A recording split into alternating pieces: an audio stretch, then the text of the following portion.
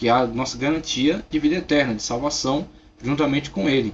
E temos, como Ele mesmo disse, lugar preparado junto a Ele. Então, essa é a base da nossa fé, da nossa vida, né? A escatologia pessoal, como vamos ver aí, aquilo que é importante para nós. Então essa é a base, nós estamos fundamentados nisso, na ressurreição de Cristo, que é a nossa ressurreição, que é a garantia da nossa ressurreição. Ele é a primícia dos que dormem. Ou seja, dentre todos aqueles que vão morrer, tá certo? E a morte é algo que há de mais certo para toda a humanidade, apenas abrindo exceção para o arrebatamento, aqueles que forem arrebatados não provarem a morte, mas fora essa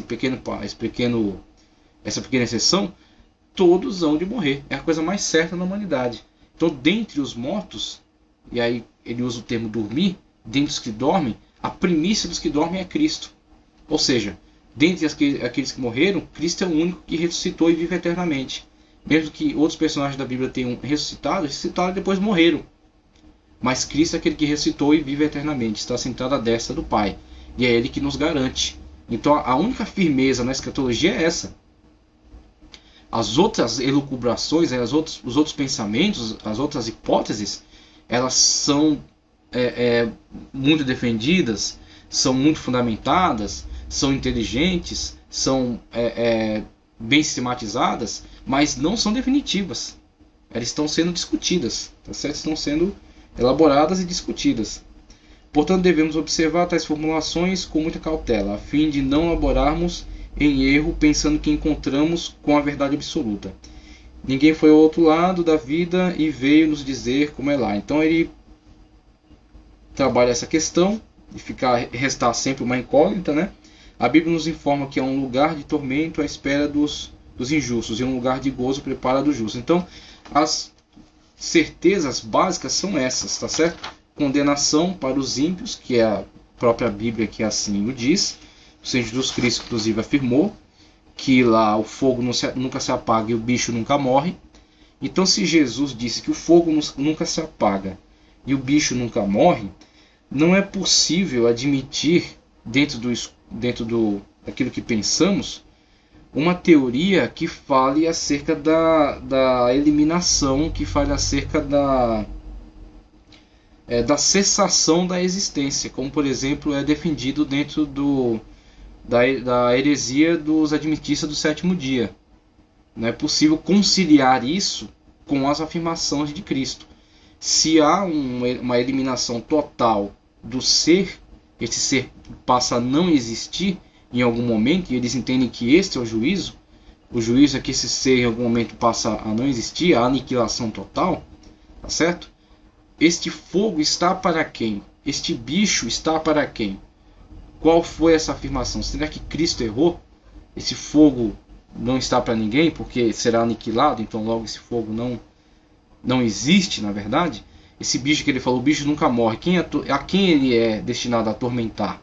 Senão aqueles que não creem na palavra de Deus, aqueles que não creem em Cristo Jesus, aqueles que preferem viver nos seus pecados a serem justificados pela obra salvífica de Cristo. Então Cristo falou acerca de algo que na verdade ele não conhecia. Será que Cristo errou? Na verdade não. Quem errou não foi Cristo, quem errou foi esse determinado movimento que optou por defender a sua linha de pensamento até as últimas instâncias, contrariando com isso preceitos bíblicos muito bem estabelecidos e muito claros, tá certo? Então vemos as poucas certezas, a salvação em Cristo Jesus, tá certo? E a condenação dos ímpios, conforme já foi asseverado pelo texto sagrado. Agora, os demais pensamentos sobre o modo como isso se desenvolverá, como será, em que momento, qual é a ordem, tudo isso é amplamente discutido. Ao se deparar com esses insondáveis mistérios, Paulo disse: ó profundidade das riquezas, tanto da sabedoria quanto da ciência de Deus, quão insondáveis são os seus juízos e quão inescrutáveis os seus caminhos. Isso tudo significa que todo o conhecimento que temos das grandes verdades divinas é sempre em parte e imperfeito. O bom teólogo não tem a vaidade de afirmar que chegou à plenitude da verdade, explicando certos temas polêmicos como explica uma equação matemática, mas agoniza-se nas estreitas clausuras de suas limitações cognitivas e aguarda o perfeito conhecimento das grandes verdades do seu grande Deus. Tá certo? Antigamente, a delineação de uma doutrina exigia cerca de um século ou até mesmo mais para ser completada, mas agora, com a rapidez da discussão e a vantagem da formação das doutrinas anteriormente discutidas, estabelecidas, e dos ótimos veículos de comunicação, esse tempo pode ser reduzido a um quarto de século ou menos. Isso significa que quando alguém discutir alguma posição escatológica mais viável que as demais apresentadas, será brevemente convencionada. Isso pode ocorrer num tempo propínquo ou longínquo. Vai depender muito das urgências cósmicas e dos acontecimentos na área política, da economia e da religião, porque esses são os temas de maior relevância no contexto escatológico. Veja que a escatologia interage com os temas da sociedade na sua atualidade. Ciência, as guerras, a economia, a questão das pestes, as fomes, tudo isso interage com os pensadores escatológicos. Então, por ser uma ciência aberta, ao observar essas manifestações, isso interfere naquilo que o pensador manifesta sobre o seu ponto de vista. Então ele tinha determinada linha de pensamento. Vamos ver isso claramente no pós-milenismo. O pós-milenismo foi um ponto de vista que alimentou muitas gerações e produziu bons frutos. Mas em determinado momento sofreu interferências nocivas e, passado isso, sofreu um recrudescimento, né? Ele diminuiu, ele acabou esfriando. Ele ocupa hoje o que durante muito tempo foi o lugar do pré-milenismo. O pré-milenismo foi um pensamento marginalizado. E o pós-milenismo, em determinado momento, esteve em alta, né? Foi a carta da vez. Até o momento que situações da geopolítica interferiram nos pensadores que acabaram marginalizando o pós-milenismo, e hoje temos o pré-milenismo em ascensão. E o pré-milenismo hoje disputa espaço com o amilenismo. Então temos os amilenistas, os pré-milenistas, há alguns pós-milenistas, mas com bastante diminuição dessa linha de pensamento. Então, quem interagiu para essas mudanças de abordagem? Os fatos da realidade. Eles interagem intensamente com a matéria da escatologia. A escatologia é uma matéria, em alguns pontos, em construção. Não todos, né? Mas em alguns pontos, uma matéria em construção. O esforço para delinear uma posição escatológica tem levado muitos grupos cristãos a tomarem decisões bem diferentes. Já no começo do século XX, os conservadores chegaram a um consenso acerca dos principais aspectos da escatologia. Em geral, todos os seres humanos devem sofrer compulsoriamente a morte física, exceto os que forem dignos do arrebatamento. Então a exceção é o arrebatamento. E após essa, seus espíritos seguem um estado intermediário entre o além da eternidade e o aquém da atualidade, onde conscientemente viverão um tipo de vida numa zona espiritual. Aqueles que viveram uma vida piedosa aqui na terra serão destinados a um lugar de gozo. Os que viveram uma vida viciosa a um lugar de tormento. Em algum tempo futuro ocorrerá a parousia, a volta corpórea de Cristo. Após isso segue-se a ressurreição dos mortos, onde todos seguirão ao destino final, a saber, o céu ou o inferno. Então as poucas certezas mais firmes da escatologia. E aquilo que está entre essas certezas, essas colunas mestras, é intensamente debatido. Tá certo? Assim se resume o panorama geral da posição escatológica dos conservadores. Dentro desse panorama geral é que residem as divergências. A primeira é se haverá um milênio literal, isto é, um reino terrestre do Senhor Jesus por 1000 anos, e depois, para os que acham que sim, faça a seguinte pergunta: se Cristo voltará no começo ou no fim do milênio? Veja, primeiro o milênio, é literal ou é alegórico? Se alegórico, temos aí os amilenistas e os pós-milenistas defendendo essa tese. Se é literal, dentro do futurista, né, dentro do pré-milenista, aquela abordagem futurista da realização literal da palavra de Apocalipse 20, temos aí as subdivisões: pré-tribulacionista, ou seja, arrebatamento antes do período de tribulação; mid, no meio; pós-tribulacionista, depois do período de tribulação, mas antes do milênio, são pré-milenistas, tá certo? Aí depois o milênio literal. Então todas essas subdivisões interagem de forma diferenciadas, tentando entender da melhor forma, da melhor maneira, os textos sagrados, mas eles não negam o texto sagrado, eles interpretam de formas diferentes, mas buscando sempre a fundamentação do texto sagrado, diferentemente de linhas heréticas que abandonam o texto e defendem as suas teologias de forma a negar a veracidade do texto bíblico, né? Negar aquilo que ele está declarando. Aqueles que acham que o arrebatamento da igreja precederá o milênio dividem-se em duas opiniões. Então aqui, tudo isso aqui vai ser discutido.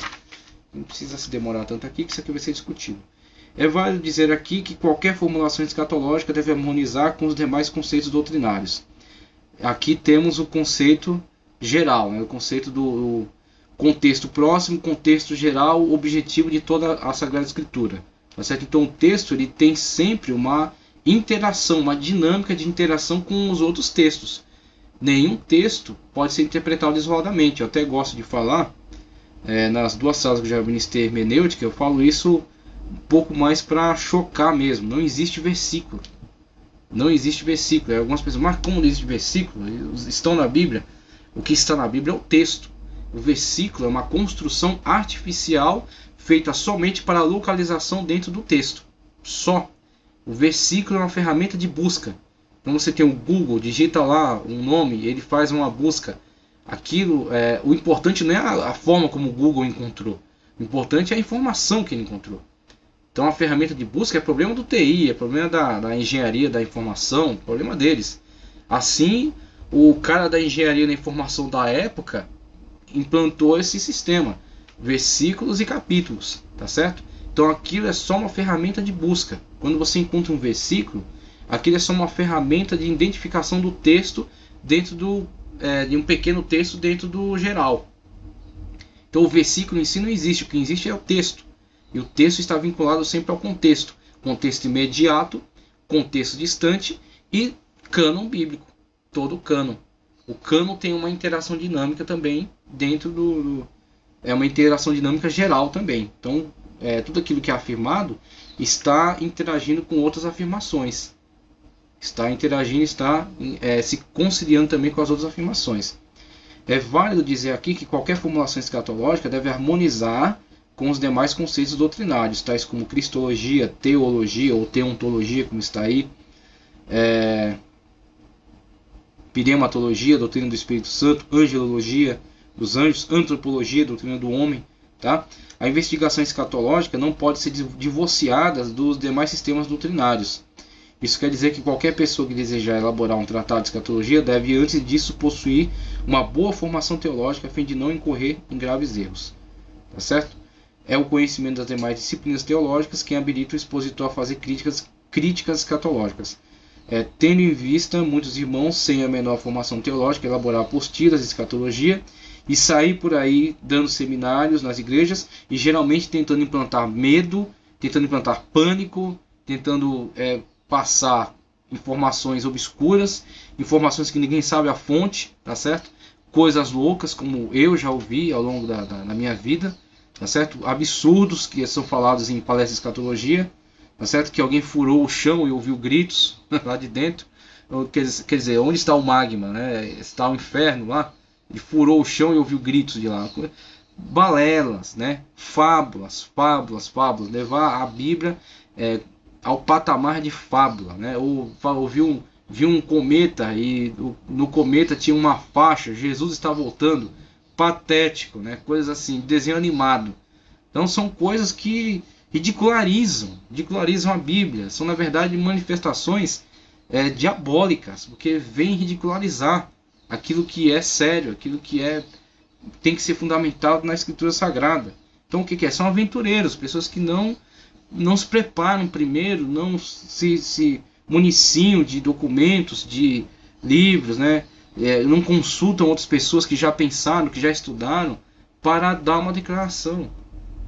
Eles simplesmente vão fazendo declarações de coisas extraordinárias para deixar as pessoas chocadas e para vender a apostila, né? Porque se não deixar todo mundo chocado, não vende a apostila. Depois ele vende a apostila e cai fora. E quem se vira para arrumar depois a casa são os professores de escola dominical, né? Que aí vai para a escola dominical tentar explicar, debater com o irmãozinho que viu na palestra. Mas o palestrante falou isso. Meu querido, mostra na Bíblia. aí não acha, aí que vai curar lá a ferida. Quando a pessoa vai na escola dominical, né? Às vezes a pessoa não aparece na escola dominical, vive de palestra, come palestra e fica por aí falando loucuras, né? Falando aberrações.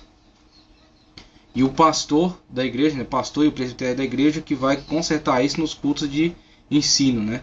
Os cultos de doutrina aí da terça-feira ou quarta-feira nas sedes, né? Vão consertar aí as barberagens escatológicas aí de certos aventureiros. Sem o menor senso crítico sobre a matéria. E o resultado é sempre o mesmo. Ensino que não sabe, mas pensa saber. E a consequência é trazer grandes prejuízos para a igreja do Senhor, visto que a maioria dos crentes recebem o que vem do púlpito, sem nenhum exame, porque entende que tudo o que é dito ali vem da parte de Deus, portanto é certo. Tá? O posicionamento das pessoas simples é esse, infelizmente, não é um posicionamento saudável. A gente sempre ressalta isso. Uma pessoa que anda na fé sem conhecimento bíblico, ele é um cego sendo levado pelos outros. Então, onde estão levando o cego? O cego não sabe. Ele está sendo levado. Ele não vê. Então, a pessoa leva ele para onde quiser. Leva para um abismo. Leva para onde ele não pretendia ir. Leva para onde quiser. Ele é cego. Ele não tem controle sobre a sua vida. Assim, uma pessoa que não tem conhecimento bíblico. Ele é levado pelos outros. Então, quando você se assenta numa igreja, você não pode simplesmente fechar lá e deixar que as pessoas orientem a sua vida. Você tem que buscar você mesmo, na fonte, na palavra de Deus. Ler a palavra de Deus. Aquilo que você conseguir entender na palavra de Deus vai ser um alimento para a sua vida. E aí você vai comparar com os cristãos de Bereia, os bereanos, que são o grande referencial de estudantes bíblicos, tá certo? Os bereanos vão fazer aquilo que Jesus mandou os fariseus fazerem: examinar. Examine as escrituras. Examine as escrituras, tá certo? Então, ao examinar as escrituras, é possível você comparar aquilo que está sendo pregado no público com aquilo que a escritura diz. Aí você não é mais cego, você está atento àquilo que está acontecendo, você está ciente da situação. Você não vai ser facilmente enganado. Pode até vir a ser enganado, mas não será facilmente enganado. Então, se vier alguém fora dos padrões bíblicos, você vai identificar rapidamente. A nossa intenção nesse tratado não é criar mais uma teoria escatológica, mas comentar as várias posições escatológicas que surgiram no transcurso da história da Igreja. A seguir faremos uma observação dos pontos positivos, bem como dos negativos nas respectivas posições teológicas já formuladas, tá certo? Maneiras de interpretar a escatologia bíblica. Antes disso, aproveitando o conteúdo do livro que eu já me referi, que está aí, Guia Profético para o Fim dos Tempos, nós vamos trazer aqui algumas contribuições deste ótimo livro acerca do desenvolvimento da literatura apocalíptica, tá certo? A literatura apocalíptica e o seu desenvolvimento. Então, nesse trecho aqui, vamos ler sempre aqui nas colunas os escritos, as datas, os exemplos bíblicos e aqui exemplos não bíblicos, tá certo? Escritos, datas, exemplos bíblicos e exemplos não bíblicos. Então, na primeira linha aqui, da primeira coluna, escritos pré-apocalípticos, embora não sejam totalmente apocalípticos, certos textos escritos antes e durante o exílio babilônico,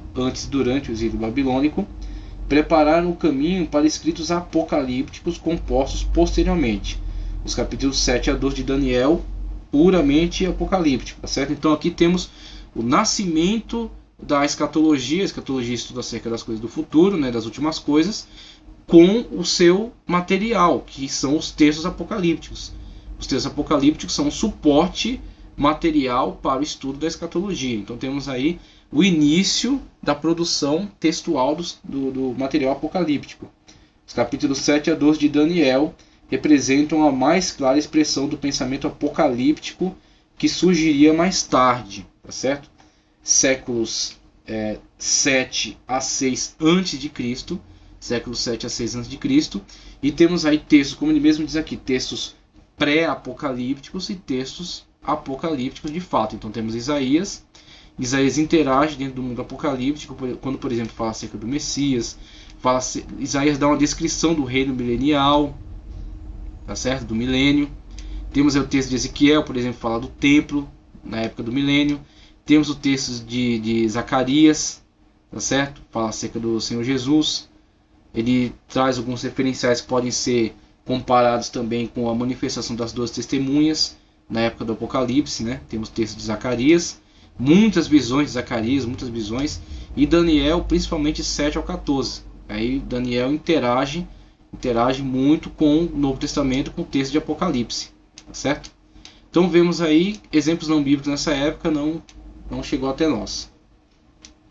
Nesta linha, os primeiros escritos apocalípticos, enfrentando novamente a perseguição sobre o poder de nações estrangeiras, os escritores judeus desenvolveram seus próprios apocalipses.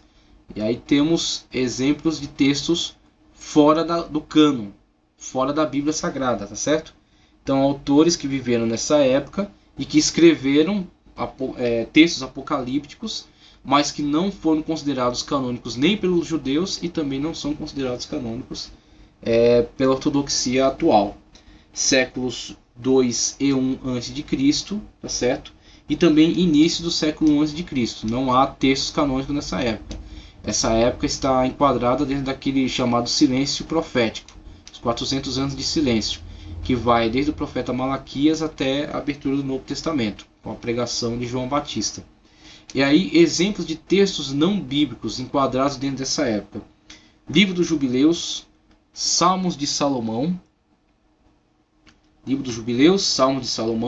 Apocalipse de Moisés, 1 de Enoque, Testamento de Levi e Naftali, que está dentro do Testamento dos 12 Patriarcas, Assunção ou Testamento de Moisés. São textos apocalípticos apócrifos, tá certo? Que estão dentro dessa época, séculos 2 até início do século 1 depois de Cristo.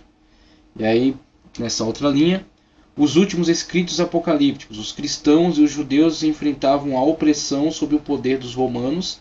Algumas seitas judaicas se rebelaram contra o Império Romano entre 66 e 73 depois de Cristo agora. Fins do primeiro século depois de Cristo. E aí temos os textos bíblicos que são os textos apocalípticos dessa época.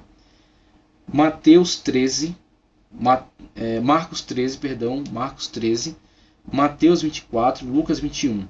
Não é um apocalipse de pleno direito, mas um discurso feito no início do século I que se vale de antigos temas apocalípticos. Então, dentro dos evangelhos, temos declarações apocalípticas, que tem que estar dentro do escopo de todo o trabalho da escatologia.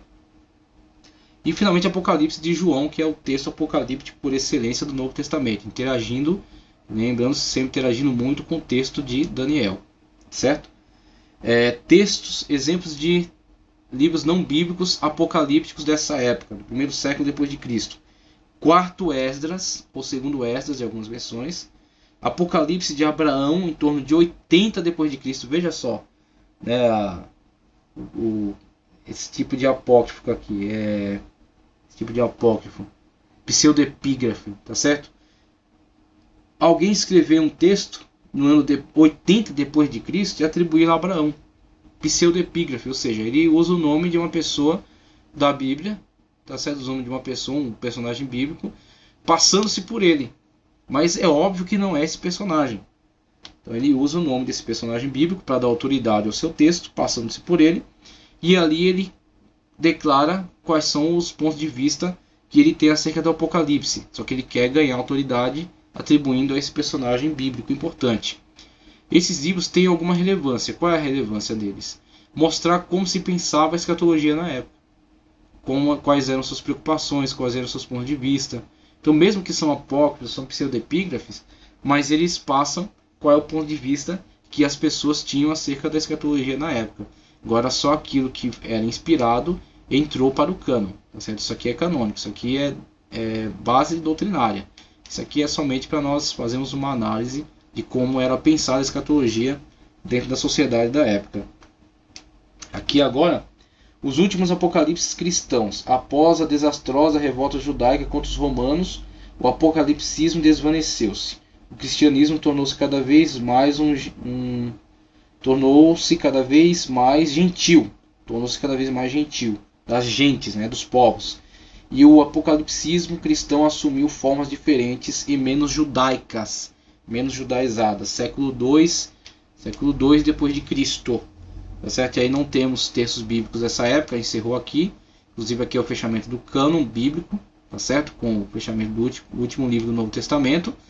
E aqui os últimos escritos não bíblicos, né? Escritos pseudoepígrafes e apócrifos, que são apocalípticos, têm essa tendência apocalíptica, e inclusive eram muito usados dentro da igreja primitiva. Apocalipse de Pedro e Pastor de Hermas. Pastor de Hermas, inclusive, muito usado como leitura particular dos cristãos, mas proibido a leitura no templo, porque não era texto canônico. E vamos acrescentar aqui a Carta de Barnabé. Carta de Barnabé, que também será lida aqui nesse estudo, e que foi um dos textos que fundamentou o pensamento escatológico na época. Então temos aí a literatura apocalíptica, o desenvolvimento da literatura apocalíptica ao longo da história, tá ok? 3 verdades essenciais. Achei muito importante aqui esse trabalho também, desenvolvido por autor. Essas 3 verdades essenciais. Vamos ver se é muito.